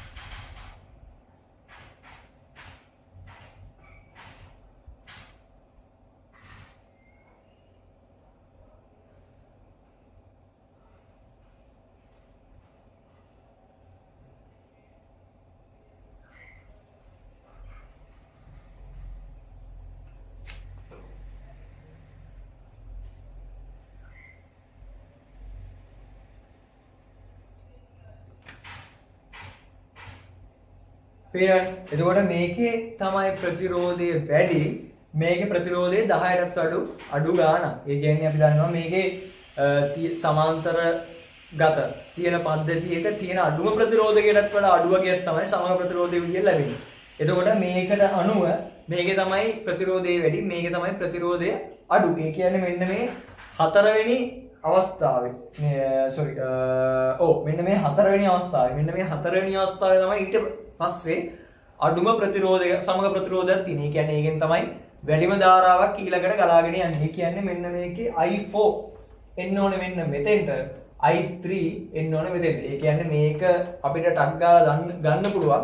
මෙන්න මේ මං කලින් කිව්වා සරල මේක දන්නව නම්. ඒ කියන්නේ මෙන්න මේ වැඩිම ප්‍රතිරෝධයක් තියෙන තැනින් අඩු ධාරාවක් යන්නේ, අඩු ප්‍රතිරෝධයක් තියෙන තැනින් තමයි වැඩිම ධාරාවක් යන්නේ. ටක් ගාලා බලපුවම උත්තර ගන්න පුළුවන්. හද ඉන්න තගලන්න දෙයක් නැහැ. ටක් ගාලා උත්තරේ ගන්න පුළුවන් ලේසි ප්‍රශ්නයක්. අපි යන 26 වෙනි එකට. ඒක මොකද්ද කියන්නේ? නිවසේ විදුලි සැපයීමට සම්බන්ධ කර ඇති තුන්කූරු පේනුවක් සහිත විදුලි කේතලයක ලෝහ මතු පෙළ ස්පර්ශ කළ විට විදුලි සැර වැඩි ශේෂ ධාරා පරිමත විදිනේ ක්‍රියාත්මක වේ. ක්‍රියාත්මක වී නිවසේ විදුලිය විසන්ධි වේ. ඒ කියන්නේ මොකද්ද? ඒ කියන්නේ කරන්ට් ලීක් එකක් තියෙනවා කේතලේ. අපිට දැන් මෙන්න මේ මං කිව්ව පේලි දෙකෙන් විතරයි. ඒ කියන්නේ කේතලේ අල්ලපුව ගමන් අපිට කරන්ට් එක වදිනවා. කරන්ට් එක අපිට වදිනවා නම් අනිවාර්යයෙන්ම අපි දන්නවා ඉගෙනගෙන තියෙන තියරියෙන් ශේෂ ධාරා පරිපථ විදිනේ RCCB එක කරන්ට් ලීක් එකක් වෙනවා නම් ඒක ඔෆ් වෙන්න ඕනේ. ඇයි ඒක වෙන්නේ? පරිශීලකයන්ගේ ආරක්ෂාවට. ඒ කියන්නේ කේතලයේ අවුලක් තියෙනවා වගේ. බලමු. මීට අමතරව විදුලි කේතලයේ ක්‍රියාත්මක වන විට නිවසේ විදුලි සැපයීමට සම්බන්ධ කර ඇති තුන්කූරු පේනු සහිත අනෙකුත් විදුලි උපකරණවල ලෝහ මතු පිට ස්පර්ශ කළ විටද විදුලි සැර වැඩි ශේෂ ධාරා පරිපථ විදිනේ ක්‍රියාත්මක වේ. විදුලිය විසන්ධි වේ. ඒ කියන්නේ අර කේතලේ දාලා තියෙද්දි අනිත් ඒවා ඇල්ලුවා කරන්ට් එක වැඩිලා අපිට ශේෂ ධාරා පරිපථ විදිනේ ඕෆ් වෙනවලු. පහත ප්‍රකාශ සලකා බලන්න. නිවසේ භූගත රැහැන විසන්ධි වී ඇත. වෙන්න පුළුවන්. බලමු. එතකොට B කියනවා කේතල දෝෂසහිත වෙන්නේ. ඒක නම් ඇත්තටම හරි. කේතලයේ දෝෂසහිත වෙන්න ඕනේ. නැත්තම් අපිට කරන්ට් එක වදින්නේ නැහැ. එම නිවසේ ශීර්ෂ ධාරා විදිනේ දෝෂසහිත වෙන්නේ. බලමු මොකද්ද මෙන්න මේ කියන්නේ කියලා. එතකොට මේකේ අපිට ප්‍රශ්නෙන් කියන්නේ මේගොල්ලෝ කේතලයක් තියනවලු. ඒ කේතලේ තුන්කූරු පේනුවකින් මේ ලු ඒක සෙට් කරලා තියෙන්නේ. එතකොට මේ ස්විච් එක දාලා කේතලේ ඇල්ලුවොත් අපිට කරන්ට් එක වැදලා RCCB එක ඕෆ් වෙනවලු. ඒ වගේම තමයි මේගොල්ලෝ තව එකක් කියනවා කේතලේ දාලා තියෙද්දි වෙන උපකරණ ඇල්ලුවොත් ඒත් අපිට වදිනවලු. ප්‍රශ්නෙන් කිව්ව එක තමයි මම දැන් මේ කිව්වේ. එතකොට මේක ඇත්තටම මේ මොකද්ද වෙලා තියෙන්නේ? මට කියන්නකෝ මොකද්ද මේ ශේෂ හරි අපි මුලින්ම බලමුකෝ ශේෂ ධාරා පරිපථ විදිනේ මොකද්ද වෙන්නේ කියලා. මේකෙන් වෙන්නේ ඒ කියන්නේ මොකක් හරි ලීක් එකක් තිබ්බොත් ඒ කියන්නේ කොයි ඒ කියන්නේ ශේෂ ධාරා පරිපථ විදිනේ අපි ගන්නවනේ ප්‍රධාන මෙන්න මේ විදිහට තියෙන්නේ ඕක. මෙන්න මේ වගේ මම මේ සරල වඳින්නේ. මේකේ තියෙනවා ප්‍රධාන දඟරයක් තියෙනවා ඊට පස්සේ දෝෂානාවරණ දඟරයක් තියෙනවා අනුගාමී දඟරයක් තියෙනවා ඊට පස්සේ අපි දන්නවා මෙන්න මෙතන තියෙනවා දීද්‍රව තනිමන් වහරුවක් මෙතන තියෙනවා මෙකැනිසම් එකක් ඔහොම තමයි තියෙන්නේ. ඒකෝර මේක තමයි එළියට යන වයර් දෙක ලෝඩ් එකට යන්නේ. උදාහරණයක් විදිහට මම මෙහෙම ගන්නම්කෝ. ලෝඩ් එකක් තියෙනවා මේකට යන්න ඕන ඔහොම. ඔහොමනේ තියෙන්නේ මම මේ සල්ල වැන්දේ. එතකොට මෙන්න මේ දීද්‍ර මම දැන් මේ යන්නේ ශේෂ ධාරා පරිපථ විදිනේ RCCB එකේ ඇතුලේ කොහොමද තියෙන්නේ කියලා. ඒතකොට මේකේ ප්‍රධාන දඟරයක් තියෙනවා. මේකට කියන්නේ දෝෂානාවරණ දඟරය, අනුගාමී දඟරය. මෙතන යකඩ කෑල්ලක් තියලා තියෙනවා. ඒ කියන්නේ මේකේ මෙහෙම වෙන්නේ. එන ධාරාවේ යන ධාරාවට සමාන නම්. ඒ කියන්නේ විදුලිය ලීක් එකක් වෙන්නේ නැත්නම් අපි දන්නවා මෙහෙම තිබ්බට පස්සේ මේකේ ඇති වෙනවා චුම්බක ශේෂ්ඨයක්. මේ චුම්බක ශේෂ්ඨ දෙක සමානයි. ඒතකොට අසමාන වුණොත් වෙන්නේ මොකද්ද? එන ධාරාවේ යන ධාරාවේ චුම්බක ශේෂ්ඨ දෙක අසමාන වෙනවා. එතකොට ඇති වෙන චුම්බක ශේෂ්ඨයෙන් දා මෙන්න මේකේ විද්‍යුත් ගාමක බලයක් ප්‍රේරණය වෙලා ඒක මෙතෙන්ට යනවා. මේක ඔතලා තියෙන විදිහින් ඉඳ මේක එතකොට කාන්දමක් වෙනවා. කාන්දමක් වෙලා මෙන්න මේ ශේෂ ධාරා පරිවර්තනයේ ටක් ගාලා දාලා ගන්න. ඒ කියන්නේ විදුලිය ලීක් වුණා. වෙන්නේ ඒකයි. අන්න ඒකයි. ඒ කියන්නේ මම දැන් මේ සරලව කිව්වේ ගොඩක් සරල. මේ ප්‍රශ්නෙට මේක වැදගත් වෙන්නේ නැති හින්දා. එතකොට වෙන්නේ අන්න ඒකයි. එතකොට අපි දන්නවා මෙන්න මේ ලෝඩ් එකට යන්නේ මෙන්න මේ ප්‍රධාන දඟරෙන් එන මේ දෙක. එතකොට හිතන්නකො මේක ලෝඩ් එක. හිතන්නකො මෙතන දැන් අපේ කේතලේ තියෙනවා කියන අර ඇල්ලුවට පස්සේ කරන්ට් එක වදින කේතලේ. අපි දැන් මේ ප්‍රශ්نين කතා කරේ. මෙන්න මේ කේතලේ මෙතන තියෙනවා නම් මොකද්ද මේ මෙතන වෙන්නේ ඇත්තටම? දැන් අපි දන්නවා RCCB එක තියෙන්නේ ශේෂ ධාරා පරිපත මෙදිනේ තියෙන අපේ ආරක්ෂාවට. ඇයි ඒ කියන්නේ විදුලිය ලීක් වුණොත් අපේ ඇඟ හරහා හිතන්නකො මේක ඇල්ලුවට පස්සේ අපිට කරන්ට් එක වදිනවා කියලා. අපිට කරන්ට් එක වැදුනොත් දැන් අපිට කරන්ට් එක වැදිලා පොළවට ග්‍රවුන්ඩ් වුණා කියලා හිතන්නකො. එතකොට මෙන්න මේ එන ධාරාවෙන් ටිකක් අපේ ඇඟ හරහා පොළවට යනවා. එතකොට මෙන්න මේ ප්‍රධාන දඟරේ චුම්බක ශේෂ්ත්‍ර දෙක වෙනස් වෙලා මෙන්න මේ මෙකැනිසම් එක ක්‍රියාත්මක වෙලා දීර්ඝ තනිමන් මහරුව ඕෆ් වෙනවා. ඒ කියන්නේ අපි දන්නවනේ එක එක වහරු තියෙනවා දීර්ඝ තනිමන් මහරු, තනි ද්‍රව දෙමන් මහරු එක එක ඒවා තියෙනවනේ. එතකොට මෙතන නම් තියෙන්නේ දීර්ඝ තනිමන් මහරුවක්. එතකොට මේක ක්‍රියාත්මක වෙලා ඕෆ් වෙනවා. ඒ කියන්නේ අපේ ආරක්ෂාවට තමයි තියෙන්නේ. ඇයි මෙතනින් අපිට කරන්ට් එක වැදුනොත් පොළවට යන යම්කිසි කරන්ට් එකක් යනවා. එතකොට මෙතන තියෙන චුම්බක ශේෂ්ත්‍ර වෙනස නිසා මෙකැනිසම් එක ක්‍රියාත්මක වෙනවා. එතකොට මෙන්න මේකේ අපේ දැන් මෙන්න මේ කේතලේනේ දැන් අවුල තියෙන්නේ. අපි දන්නවා දැන් අපේ තුන් කූරු පේරුවක් නම් අනිවාර්යයෙන්ම මේකේ මොනවද තියෙන්නේ? ලයිව් එකයි නියුට්‍රල් එකයි එර්ත් වයර් එකයි. ඕකට සෙට් කරලා තියෙන්නේ. මෙන්න මේ එර්ත් වයර් එක කොහෙද සෙට් වෙලා තියෙන්නේ? අපේ කේතලේ ලෝහ ආවරණයට තමයි සෙට් වෙලා තියෙන්නේ. එතකොට මෙන්න මේ ලයිව් වයර් එකේ මොකක් හරි ලීක් එකක් තියෙනවා නම් කේතලේට හරියට භූගත රැහැන සම්බන්ධ වෙලා තියෙනවා නම්. ඒ කියන්නේ හිතන්නකො මෙහෙම මේකනේ අපි දැන් කේතලේ ලෝහ කේතලේ. එතකොට මේකට තමයි අපේ එර්ත් වයර් එක සම්බන්ධ වෙලා තියෙන්නේ. එතකොට මෙන්න මේ එර්ත් වයර් එක කියන්නේ ලයිව් නියුට්‍රල් වයර් දෙකකින් ලයිව් වයර් එකෙන් මේකට කරන්ට් එකක් මොකක් හරි ලීක් වෙනවා නම් ඒ කරන්ට් එක එර්ත් වයර් එකට ඇවිල්ලා එර්ත් එකෙන් හරියට මෙයා වෙලා නම් භූගත වෙනවනේ. එතකොට මොකද්ද වෙන්නේ? එතකොට අපිට මේ කරන්ට් එක වැදුනහා සමානම දෙයක් නේ මෙතන සිද්ධ වෙන්නේ. එතකොට මේක එර්ත් වයර් එක හරියට වැඩ කරනවා නම් මෙන්න මේක ඒ කියන්නේ ලයිව් එකෙන් අපි අපේ මෙන්න මේ කේතලේට කරන්ට් එක ලීක් වෙනවා නම් ඒ කරන්ට් එක ගෙලින්ම එර්ත් වයර් එක දිගේ පොළවට ගියපු ගමන් මෙන්න මේක ඕෆ් වෙනවා. ඒ කියන්නේ අපිට කේතලේ ස්විච් එක දාපු ගමන් භූගත රැහැන හරියට ක්‍රියාත්මක වෙනවා නම් කේතලේ ස්විච් එක දාපු ගමන් අපේ ශේෂ ධාරා පරිපත මෙදිනේ හරියට වැඩ කරනවා නම් ඕෆ් වෙන්න ඕනේ. ඇයි කරන්ට් ලීක් එකක් තියෙනවා. ලීක් එකක් තියෙන හින්දා තමයි ඒ කියන්නේ මෙතනින් අපිට යන කරන්ට් ඒ කියන්නේ කේතලේට කරන්ට් එක දෙනවා. ඒ දෙන කරන්ට් එකේ මොකක් හරි එකක් ලීක් වෙලා තියෙනවා නම් ඒකෙන් එර්ත් වයර් එකට යනවා. ඒ කියන්නේ එන ධාරාවයි යන ධාරාවයි අසමාන වෙනවා. මේකේ ඒ කියන්නේ මෙකැනිසම් එක ක්‍රියාත්මක වෙනවා. RCC එක ඕෆ් වෙන්න ඕනේ. හරියට ක්‍රියාත්මක වෙනවා නම්. ඒ වගේම තමයි මේක අපේට ක්‍රියාත්මක ඒ කියන්නේ මෙහෙමනේ. අපි දැන් දන්නවා ඔක්කොම අපේ අර මොකටද සෙට් වෙන්නේ? අපේ මෙන්න මේ මේන් බෝඩ් එකටනේ. එතකොට මේක කෙලින්ම පොළොවට යන්නේ නැහැ. මේක එතකොට අපි දන්නවා අපි අර බෝඩ් එක තියෙනවනේ. ඒක එක පැත්තක නියුට්‍රල් වයර් ටික තියෙනවා. අනිත් පැත්තේ එර්ත් වයර් ටික තියෙනවා. එතකොට මේක සෙට් වෙන්නේ අනිත් වයර් ඔක්කොම සෙට් වෙන්නේ එර්ත් වයර් ටික මෙන්න මේකට. මේකෙන් තමයි මෙන්න මේ ග්‍රවුන්ඩ් එකට යන්නේ. ග්‍රවුන්ඩ් ලෙවල් එකේ තියෙන අදාළ GI බටේට හරි එර්ත් බටේට හරි මොකට හරි එකකට යන්නේ. එතකොට හිතන්නකො මෙන්න මේ බටේ හරි මෙන්න මේ වයර් එක හරි මෙන්න මෙතනින් මොකක් හරි පළුද්දක් වෙලා තියෙනවා කියලා. එතකොට මොකක්ද වෙන්නේ? මෙන්න මෙතනින් ලීක් වෙන කරන්ට් එක මේකෙන් මෙහෙම ඇවිල්ලා මෙතනින් හරිනම් පොළොවටනේ යන්න ඕනේ. ඇයි ඒ පොළොවට යන්න ඕනේ? මොකද මෙතන තියෙන්නේ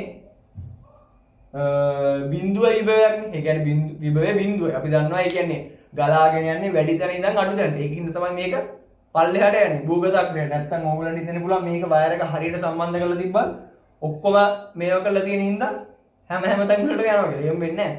විභවයේ අඩු තැනට තමයි වැඩි තැන ඉඳන් අඩු තැනට තමයි විභවය ගමන් කරන්නේ. එතකොට මේක ටක් ගාලා පොළොවට යන්නේ ඒකින්දයි. එතකොට මෙන්න මේ පොළොවට යන වයර් එක කැඩිලා තියෙනවා නම් මොකද වෙන්නේ? මෙතනින් හැම තැන් වලටම යනවා. ඒ කියන්නේ මේක හැම තැන් වලටම යනවා. හිතන්නකො මෙතන දැන් තව කේතලයක් තියෙනවා කියලා. ඒ කේතලේ බාහිර ආවරණයට යනවා. මේක හරියට ඒ කියන්නේ අපේ වයර් එක භූගතග්‍රය හරියට වැඩ කරන්නේ නැති හින්දා මං කිව්වේ දැන් මෙතන හරියට වැඩ කරනවා නම් කෙලින්ම මේක භූගත වෙනවා. එතකොට RCCB එක හරියට වැඩ කරනවා නම් ඒක ඕෆ් වෙනවා. දැන් RCCB එක off වෙනවා කියලා මේකේ කියනවා ප්‍රශ්නේ. කියන්නේ RCCB එකේ නෙමෙයි අවුල තියෙන්නේ. මෙන්න මේ භූගත රැහැනේ. භූගත රැහැන හරියට වැඩ කළා නම් අපිට මෙන්න මේ මම අර කලින් කිව්වේ කරන්ට් එක වැදුනම වෙන සිද්ධියක්. අන්න ඒ වැඩේම තමයි අපිට වෙන්නේ. කියන්නේ මෙතනින් පොළොවට යනවා එනේ ධාරාව යන ධාරාව වෙනසින්ද මෙන්න මේ මෙකැනිසම් එක ක්‍රියාත්මක වෙනවා. එතකොට මේකේ වෙලා තියෙන්නේ ඔන්න ඔය වගේ සිද්ධියක්. එතකොට මේකේ ප්‍රශ්නේ කියනවා නිවසේ භූගත රැහැන විසන්ධි වී ඇත. හරියටම හරි. ඒ කියන්නේ මෙන්න මේ වගේ සිද්ධියක්. භූගත රැහැන විසන්ධි වෙලා හින්දා තමයි මේකේ අනිත් කේතල් ඒ කියන්නේ අදාළ මේකෙන් ඒ කියන්නේ ඒ අපි වැඩ කරන්නේ නැති හරියට වැඩ කරන්නේ නැති කේතලේ දැම්මට පස්සේ එතනින් මෙතෙන්ට ඇවිල්ලා පොළොවට යන්නේ නැතුව අනිත් ඒවටත් උඩට දුවන්නේ. ඒ කියන්නේ අනිත් ඒවත් ඇල්ලුවට පස්සේ අපිට කරන්ට් එක වදින්නේ කේතලයේ දෝෂ සහිතින් හින්දා සහ මෙන්න මේ භූගත රැහැන හරියට වැඩ කරන්නේ නැති හින්දා. එතකොට ශේෂ ධාරා පරිබන්ධනයේ දෝෂ සහිත නැහැ. කරන්ට් එක අපිට වැදිලා ඔය ඕෆ් වෙනවා නම් ඒක හරියට වැඩ කරනවා. එතකොට මේකට උත්තරේ ගන්න පුළුවන් A හරි B හරි C වැරදි. ශේෂ ධාරා පරිබන්ධනයේ දෝෂ සහිත නෙවෙයි ඒක හරි. එතකොට 26 උත්තරේ දෙවෙනි එක. බලමු 27 වෙනි ප්‍රශ්නේ. එක්තරා නිවසක ප්‍රධාන විදුලි පද්ධතියට සම්බන්ධ නොවන සූර්ය පැනල පද්ධතියක් ඕෆ් ග්‍රිඩ් සිස්ටම් එක පාවිච්චි කරලා තියෙනවලු. නිවසේ විදුලිය දිනක සාමාන්‍ය විදුලි පරිභෝජනයේ යුනිට් 2.8 කිලෝවොට් හවර්ස් කියන්නේ යුනිට් එකක්.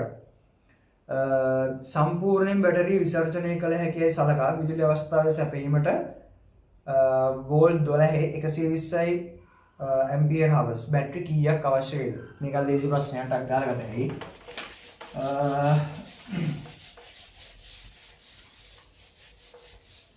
කොහොමද මේක කරන්නේ? මේකේ අපිට එතකොට මේගොල්ලෝ කියලා තියෙනවා 2.8 කිලෝවොට් හවර්ස් අපිට දවසකට යනවා කියලා. එතකොට මේක අපිට කියනවා 12 වෝල්ට් 120යි ඇම්පියර් හවර්ස්. බණ්ඩක් වෙන්නද? මෙන්න මේ VA ඔය දෙක වැඩි කරාට පස්සේ මොකක්ද වෙන්නේ? වොට් කියන ගානනේ. ඒ කියන්නේ මෙන්න මේ අපි දන්නවා ක්ෂමතාවය සමාන වෙන්නේ මොකටද? ක්ෂමතාවය සමාන වෙන්නේ වෝල්ටීයතාවය වැඩි කිරීම ධාරාව. ඒ කියන්නේ වෝල්ටීයතාවය ධාරාවෙන් වැඩි කරාට පස්සේ තමයි වොට් ගාන එන්නේ. ඒ කියන්නේ මේක හරිම සරලයි. මේක අහන ප්‍රශ්නය අනුව සම්පූර්ණ මේ බැටරිය විසර්ජනය කරන්න පුළුවන් නම් මෙන්න මේ විදුලි පරිභෝජනය අපිට ලබා ගන්න කොච්චර බැටරි ගාණක් ඕනද? හරියට නිකන් මෙහෙම හිතන්නකෝ. එක ළමයෙක් පාන් කාලක් කනවා නම් ළමයින් 10ක් ඉන්නවා නම් පාන් කොච්චර ඕනද වගේ සිද්ධියක් අහන්නේ. එතකොට ළමයි 10 පාන් කාලෙන් බෙදෙනවා. ඒ වගේ එකක් තමයි මේකෙන් අහන්නේ. කොච්චර බැටරි ප්‍රමාණයක් ඕනද? එතකොට මේක අපිට ගන්න පුළුවන් 2.8 බෙදනවා මේක මේ වෝල්ටීයතාවයේ ධාරාව වැඩි කරාට පස්සේ වෝට් හවර්ස් තමයි අපිට එන්නේ. එතකොට 2.8 නේ. එතකොට මෙතන කිලෝවොට් හවර්ස් මේකේ 12 144යි වොට් හවර්ස් කිලෝ කරන්න ඔන්න ඔව 1000න් බෙදන. ඒ කියන්නේ 1.4යි. එතකොට මේක කීයද උත්තරේ? මේක අපිට සම්පූර්ණ විසර්ජනය කරන්න පුළුවන් නම් එකක් මදි. අනිවාර්යෙන්ම 2.8යි. ඒ කියන්නේ අනිවාර්යෙන් බැටරි දෙකක්වත් ඕනේ අවම. ඒ කියන්නේ ඔකට 27 වෙනි එකට උත්තරේ එකයි. ලේසි ප්‍රශ්නයක්. හරියට මම අර කලින් කිව්වා වගේ එක ළමයෙන් පාන් කාලක් කනවා නම් ළමයින් 10ක් ඉන්නවා නම් පාන් කොච්චරක් ඕනද? වගේ ප්‍රශ්නයක් තමයි මේක අහලා තියෙන්නේ. ඊට පස්සේ අපිට තියෙන්නේ 28 වෙනි ප්‍රශ්නේ. තෙකලා විදුලි පද්ධතියක් හා සම්බන්ධව තමයි මේ ප්‍රශ්නේ අහලා තියෙන්නේ. තෙකලා විදුලි පද්ධතියක් හා සම්බන්ධ පහත ප්‍රකාශ සලකා බලන්න. හරි. තෙකලා විදුලි පද්ධතිය කිව්ව ගමන් ඕගොල්ලන්ට මතක් වෙන්නේ මොනවද? තෙකලා විදුලි පද්ධතිය අපි දන්නවා කලා වෙනස. ඒ කියන්නේ කලා තුනක් තියෙනවනේ. අපි දන්නවා.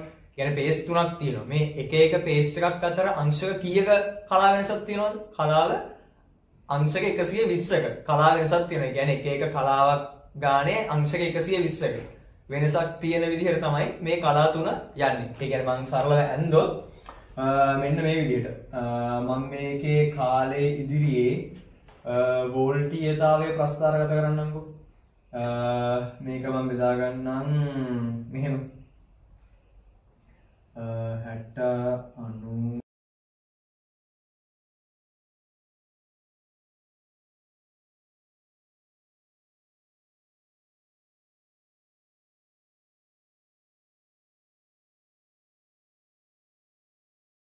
මම මේක 30 බෙදාගත්තේ. ඒ කියන්නේ අපි දන්නවනේ අංශක 120න් 120 තමයි කලා තුන යන්නේ කියලා. එතකොට මම මේ අදින්න පහසු වෙන්න තමයි මේක අංශක 30න් 30ට බෙදාගත්තේ.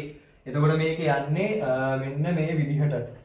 එතකොට මම මුලින්ම phase 1 එක අදින්නම්කෝ. phase 1 එක කියන්නේ විද්‍යුත් පටන් ගත්තොත් 90 විපරිම වෙනවා. 180 වෙලි 1 2 1 2 1 2 1 2 මෙතන ඒ කියන්නේ මෙන්න මේ විදිහට. ඊගෙන මම මේ සරලව අඳින්නේ කියන්නේ කලා තුන කාලයේ කාලයේ ඉදිරියේ වෝල්ටීයතාවය ප්‍රස්ථාරගත කරාට පස්සේ කොහොමද අඳින්නේ කලා තුන කියලා තමයි මම දැන් මේ මුලින්ම අඳින්නේ. එතකොට මේ මම මේක ගන්නම්කෝ phase 1 කියලා. phase 1 එතකොට දෙවෙනි එක පටන් ගන්න අංශක 120ක් ගියාට පස්සේ. ඒ කියන්නේ මෙන්න මෙතනින්. මෙතනින් පටන් ගන්න එක අංශක 90කින් උපරිමයක් වෙනවා. ඒ කියන්නේ මෙන්න මෙතනදී උපරිමයක් වෙනවා. ආයි මෙන්න මෙතනදී මෙතෙන්ට එනවා. ඊට පස්සේ මෙන්න මේ විදිහට. ඒ කියන්නේ ඔන්නෝම තමයි යන්නේ. එතකොට මෙතන මෙතනදී අවමය උපරිම වෙනවා. ආයි උම යනවා. එතකොට මම මේක ගන්නම් phase 2 කියලා. එතකොට තුන්වෙනි කලාව තියෙන්නේ දෙවෙනි කලාව ඉඳන් අංශක 120ක් පිටිපස්සෙන්. ඒ කියන්නේ මෙතනින් ගත්තොත් 1 2 3 4 1 2 3 4 මෙන්න මෙතනින් තමයි පටන් ගන්නෙ. ඊට පස්සේ තුන්වෙනි එකේ උපරිමයක් වෙනවා 90ට යනවා. ඔන්නෝම යනවා. එතකොට මේකෙන් මෙතනදී අවමය උපරිමයට යනවා. ඊට පස්සේ ආවු මෙන්න මෙතනින් යනවා. හරි ඔය විදිහට තමයි තියෙන්නේ. ඒ කියන්නේ මේ තියෙන්නේ තුන්වෙනි phase එක. ඒ කියන්නේ මම දැන් මේ සරලව කලා ඒ කියන්නේ තෙකලා විදුලි පද්ධතියක තෙකලා වෝල්ටීයතාවය ගැන අපි දැන් මේ කතා කරන්නේ. මේකෙදි මේ කාලය ඉදිරියේ මම දැන් මේ වෝල්ටීයතාවය ප්‍රස්ථාරගත කරලා තියෙන්නේ. එතකොට දැන් බලමු මොකද්ද මේ අහන ප්‍රශ්න ටික කියලා. සමබර තෙකලා මම මුලින්ම යනකෝ C වලට C ප්‍රකාශනයේට සමබල තෙකලා විදුලි පද්ධතියක කලා වෝල්ටීයතාවයක් දෙකක් අතර කලා වෙනස අංශක 180ක් වෙන්නේ නැහැ. ඒක අපි දන්නවා අංශක 120ක කලා කෝණයක් තමයි තියෙන්නේ. 120 120 තමයි යන්නේ. ඒ කියන්නේ අපි දන්න ඕනේ C වැරදි කියලා. ලේසි දැනින් පටන් ගමු. සමබර තෙකලා විදුලි පද්ධතියක කලා දෙකක් අතර වෝල්ටීයතාවය එක් කලාවක වෝල්ටීයතාවයේ මූල 3 ගුණයකි. මොකද්ද මේ කියන්නේ? සමබර තෙකලා විදුලි පද්ධතියක කලා දෙකක් අතර වෝල්ටීයතාවය කලා දෙකක් අතර ඔය හිතන්නකෝ දැන් අපි ගමුකෝ පළවෙනි කලාව සහ දෙවෙනි කලාව. මේ තියෙන්නේ පළවෙනි කලාව, මේ තියෙන්නේ දෙවෙනි කලාව. කලා දෙකක් අතර වෝල්ටීයතාවය. ඒතකොට මේක දැන් මේ අපේ ප්‍රශ්නේ අහන්නේ කලා දෙකක් අතර වෝල්ටීයතාවය උදාසීන රැහැනට සාපේක්ෂව. කලා දෙකක් අතර වෝල්ටීයතාවය එක් කලාවක වෝල්ටීයතාවයේ මෙන්. හරි. දැන් මේ බලන්නකෝ. එක් කලාවක වෝල්ටීයතාවයේ මෙන් දෙගුණයක් වෙනවා. මෙන්න මේක මෙන්න මෙතනින් කැපුණොත්. හිතන්නකෝ දැන් මේ දෙවෙනි phase එකේ තියෙන මේ කලාව හිතන්නකෝ දැන් මෙන්න මෙතනින් කැපුණා කියලා. ඒ කියන්නේ මෙතනින් ඍණ උපරිමයක් වුණා කියලා. ඒ කියන්නේ මම දැන් මෙතන මේක තියෙන්නේ මෙතන මේක මෙන්න මෙතෙන්ට ආවා. එතකොට මොකද්ද වෙන්නේ? මෙන්න මේක වගේ දෙගුණයක්. හැබැයි දැන් මේකෙන් අපිට කියන්න මොකද්ද? සමබල තෙකලා විදුලි පද්ධතියක කලා දෙකක් අතර වෝල්ටීයතාවයේ එක් කලාවක වෝල්ටීයතාවයේ මෙන් මූල 3 ගුණයකි. ඒ කියන්නේ එක් කලාවක වෝල්ටීයතාවය වගේ දෙගුණයක් නෙවෙයි. දෙගුණයක් කියන්නේ මේක මෙතෙන්ට ආවොත්. හැබැයි දැන් මේක තියෙන්නේ මෙතන. ඒ කියන්නේ සම්පූර්ණ 1යි මෙතෙන්ට ආවොත් 2යි. එතකොට මේක 1ට වඩා වැඩි හැබැයි 2ට වඩා අඩුයි. ඒ කියන්නේ මෙන්න මේ අගය. මේ අගය අපි දන්නවා මූල 3යි. ඒ කියන්නේ 1.73යි 2යි. හරිනේ. මේ අගේ 1යි මෙතන ඉඳන් මෙතෙන්ට තව එකක් තියෙනවා. ඒ කියන්නේ 2යි. මේ 2ට වඩා අඩු වගයක් නේ. හැබැයි 1ට වඩා වැඩි එකක්. මෙතන අපි හොයාගෙන තියෙනවා මූල 3යි කියලා. එතකොට ඒක මේ පද්ධතියේ තියෙන ලක්ෂණය. එතකොට මේකේ මේ ප්‍රකාශනයේ B ප්‍රකාශනය නිවැරදි. හරි. ඒ ප්‍රකාශනයේ සමබල තෙකලා විදුලි පද්ධතියක කලා දෙකක් අතර වෝල්ටීයතාවය එක් කලාවක වෝල්ටීයතාවයේ මෙන් මූල 3 ගුණයක. ඒක හරි. නිවැරදි ප්‍රකාශනයක්. ඒ සමබල තෙකලා විදුලි පද්ධතියක මුළු සක්‍රීය ජවය එක් කලාවක සක්‍රීය ජවයේ මෙන් 3 ගුණයකි. හරි. මොකද්ද මේ සක්‍රීය ජවයේ සීන්නේ? එතකොට මේක කියන්නේ අපි දන්නවා ජවය හොයන සූත්‍රය තමයි P සමානයි ජවය හොයන සූත්‍රය P සමානයි VI. අපි දන්න සූත්‍රය. එතකොට මේක වෝල්ටීයතාවයයි ධාරාවයි සමකලාවේ තිබෙන්නේ නැත්නම් අපි මොකද කරන්නේ? අපි දන්නවා අපිට 12 වසර සිලබස් එකේ තියෙන ජව සාධක ජව ත්‍රිකෝණ කියලා. ඒකත් මේකට අදාළ වෙනවා. එතකොට මේක අපි වැඩි කරනවා. මම මේක ගන්නම්කෝ phase voltage එක කියලා. phase voltage එක එතකොට phase voltage එක IP. එතකොට මෙන්න මේ ජවය සමකලාවේ තිබෙන්නේ නැත්නම් වෝල්ටීයතාවයේ ධාරාවයි අපි වැඩි කරනවා cos θ අගයි. ඒ කියන්නේ මේක එක් කලාවක ජවය හොයන සූත්‍රය තමයි මේක. එතකොට අපි කලා තුනේම සමස්ත ජවය හොයනවා නම් මේක අපි කරන්නේ මේක වැඩි කරනවා 3. ඒ කියන්නේ වෝල්ටීයතාවය වැඩි කරනවා, ධාරාව වැඩි කරනවා cos අගයි. මේක ඒ කියන්නේ එක් කලාවක ජවයෙන් 3 ගුණයක් තමයි සම්බලත කලා පද්ධතියක මුළු ජවය කියලා කියන්නේ. ඒ කියන්නේ උතන A ප්‍රකාශනය නිවැරදි, B ප්‍රකාශනය නිවැරදි, C එක වැරදි. ඒ කියන්නේ උතන උත්තරේ අපිට ගන්න පුළුවන් දෙවෙනි පිළිතුර. ඒතරම් මේක ගොඩක් දැන් මේක පොඩක් දැන් ගොඩක් අයට මේක අමාරු කෑල්ලක්. ඒ කියන්නේ ගොඩක් අයට මේක සෙට් වෙලා නැති අමාරු කෑල්ලක්.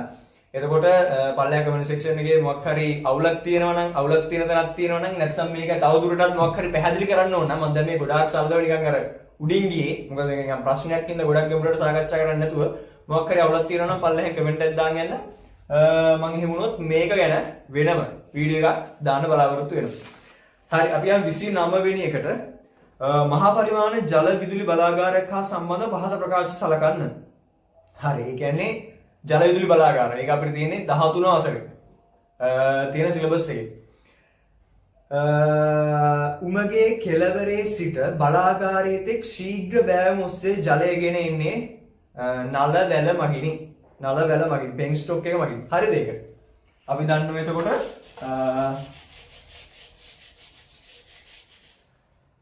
අපි දන්නවා මොකක් හරි ලොකු ජලාශයක් වේල්ලක් බැඳලා අදාළ ජලය ටික එක්රැස් කරගන්නවා. ඊට පස්සේ පීඩන උමක දිගේ මේ ජලය ටික ගේනවා. ඊට පස්සේ අපි දන්නවා මෙතන සර්ජන ටැංකිය තියෙනවා. සර්ජන කුටීරය මේක අනිවාර්යයෙන්ම වේල්ලට වඩා උසින් තමයි තියෙන්නේ. උඩින් තමයි තියෙන්නේ. වේල්ලට වඩා උසින් තමයි මෙන්න මේ සර්ජන ටැංකිය කියන එක තියෙන්නේ. ඇයි මේක තියෙන්නේ? ටර්බයින් එක. ඒ කියන්නේ අපි ජනකය ක්‍රියා විරහිත කරන්න ඕන වුණොත් ජලය සපයන එක නවත්තන්න වෙනවා. එතකොට මේක එකපාර නැවතුනොත් ලොකු ඒ කියන්නේ අර ෂොක් එකක් ඇති වෙනවා. දැන් ඔයගොල්ලෝ දන්නවා අපි කලින් කතා කළේ කලින් ප්‍රශ්නවල නැවතුම් කපාට ටක් ගාලා වහපු ගමන් මොකද වෙන්නේ? අර ඔයගොල්ලෝ අත්දැකීමෙන්ම දන්නවා ඇති. ටක් ගාලා නිකන් අපිට බටේට දැනෙනවා නිකන් අමුතු ප්‍රෙෂර් එකක් එනවා වගේ. ඒ කියන්නේ ප්‍රෙෂර් එක වැඩි වුණොත් බටේ පුපුරන්න පුළුවන්. අන්නේ සිද්ධියම තමයි මේකෙත් වෙන්නේ. එතකොට ඒක සම්තුලනය කරගන්න තමයි මෙන්න මේ සර්ජන කුටීරය කියන එක තියෙන්නේ. ඊට පස්සේ කපාට තියෙනවා තව. ඊට පස්සේ නලවැල දිගේ තමයි මෙන්න මේ ජලය පහළ තියෙන ටර්බයින් එක දක්වා ගෙන එන්නේ. එතකොට මේකේ අහලා තියෙන්නේ ශීඝ්‍ර බෑවුමක් ඔස්සේ ජලය ගෙන එන මාර්ගය පෙන් ස්ටොක් එක නලවැල. ඒක හරියටම හරි. ඊට පස්සේ කියනවා කප්ලාන් හා ෆ්‍රැන්සිස් යන ආවේගී වර්ගයේ තලවමර වේ. හරි අපිට තියෙනවානේ තලවමර. මේකෙදී අපි කතා කරන්නේ මොනවද තියෙන්නේ තලවමර වර්ග මොනවද තියෙන්නේ? ආවේගී වර්ගයයි ප්‍රතික්‍රියා වර්ගයයි. මොනවද අපිට තියෙන තලවමර? ඒ කියන්නේ මෙන්න මේවා තමයි අපිට තියෙන්නේ. ඒ කියන්නේ අපිට තියෙන තලවමර අපිට බෙදා ගන්න පුළුවන් ප්‍රතික්‍රියක වර්ගයයි අනිත් එක තමයි ආවේගී වර්ගය. ආවේගී වර්ගයේ කොටස් දෙකයි තියෙන්නේ. ඒ මොනවද? කොටස් දෙක තමයි එකක් පෙල්ටන් වීල් අනිත් එක තමයි ක්‍රොස් ෆ්ලෝ. ප්‍රතික්‍රියා වර්ගයේ මොනවද තියෙන්නේ? ප්‍රතික්‍රියා වර්ගයේ තියෙනවා ෆ්‍රාන්සිස් සහ අවර පෙති. ෆ්‍රාන්සිසුයි අනිත් එක තමයි අවර පෙති. අවර පෙතිත් කොටස් දෙකකට බෙදෙනවා. පෙති අතර පරතරය වෙනස් කළ හැකි, පෙති අතර පරතරය වෙනස් කළ නොහැකි. පෙති අතර පරතරය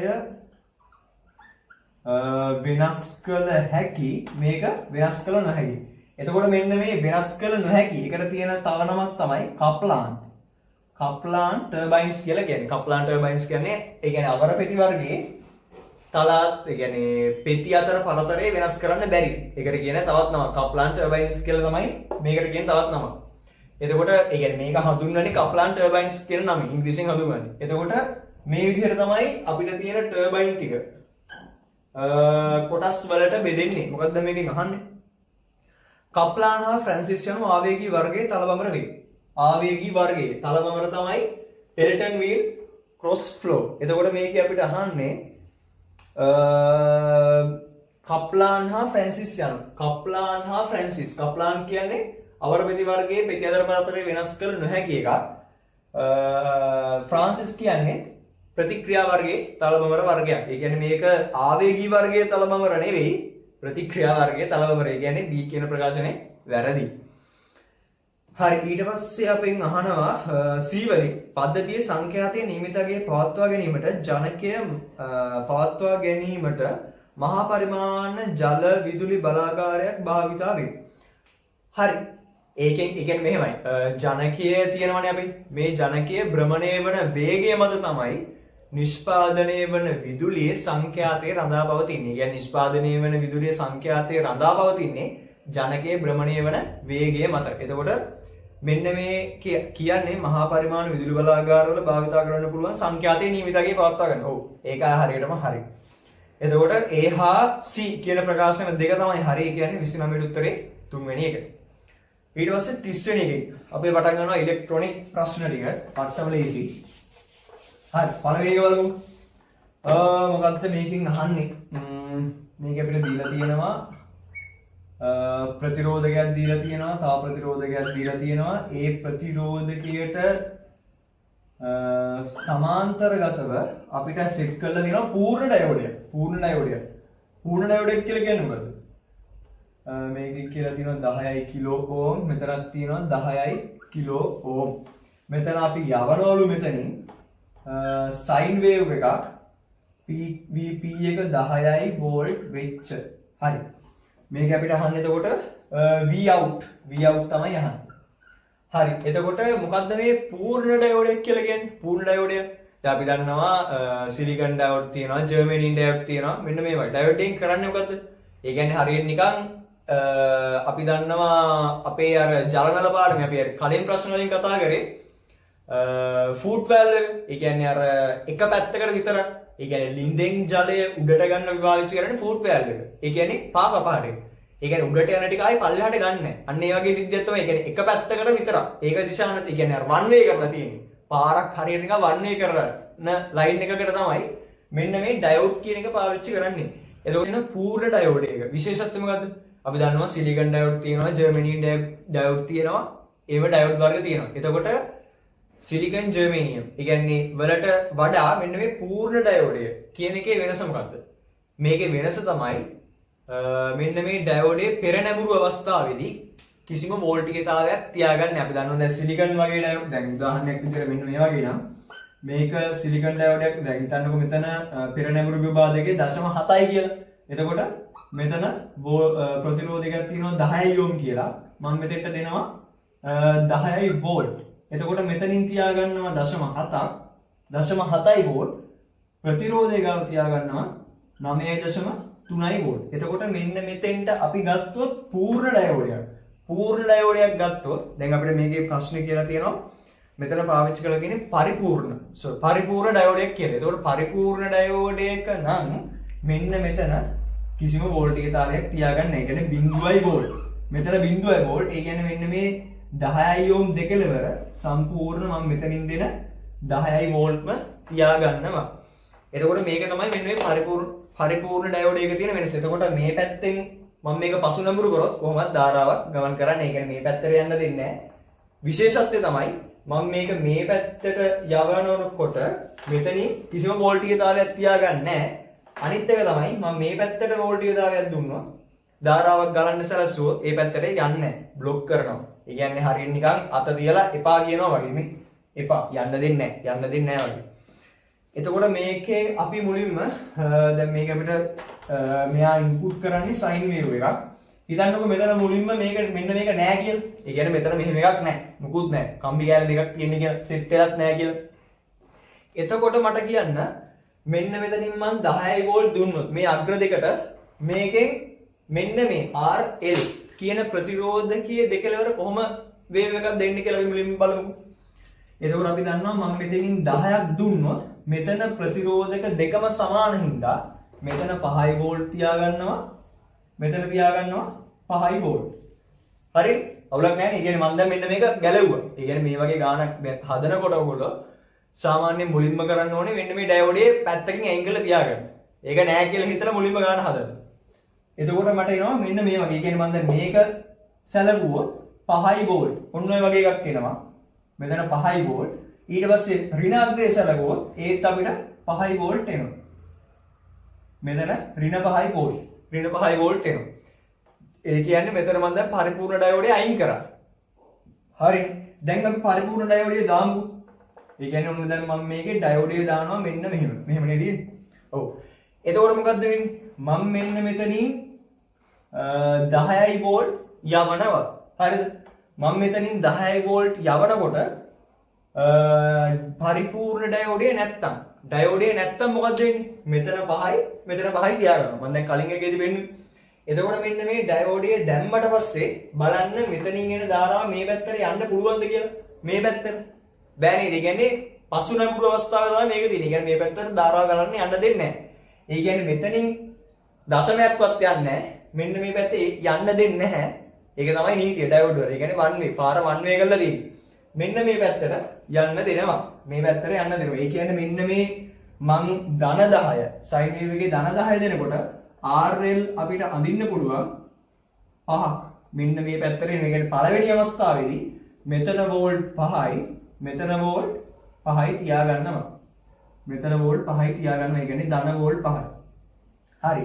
ඊට පස්සේ අපි බලමුකෝ ඊළඟ අවස්ථාව. ඒ කියන්නේ මෙන්න මේ ඍණ 10ක් දෙනකොට ඍණ 10ක් දෙනවා කියන්නේ මම මෙන්න මේ පැත්තේ නම් තමයි මේ පැත්තෙන් තමයි සයින් වේව් එක ඇතුළත් කරන්නේ ඉන්පුට් කරන්නේ. එතකොට බලන්න මොකක්ද වෙන්නේ කියලා.